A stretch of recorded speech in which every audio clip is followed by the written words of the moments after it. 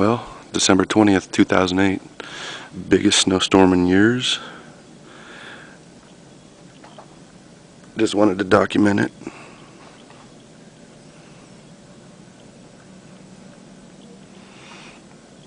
It's now switching over to sleet. It's a hot tub if you can see it. Officially got about 8 inches of snow. It's where the puppies went running. There used to be a frog under there, but it got buried.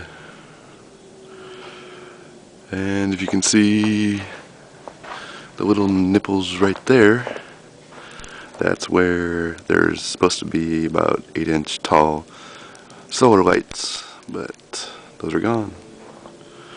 This will be a day to remember, December 20th, 2008.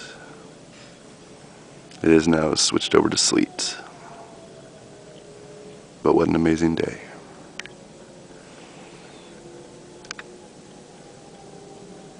Maybe a little snow mixed in, but mostly sleet.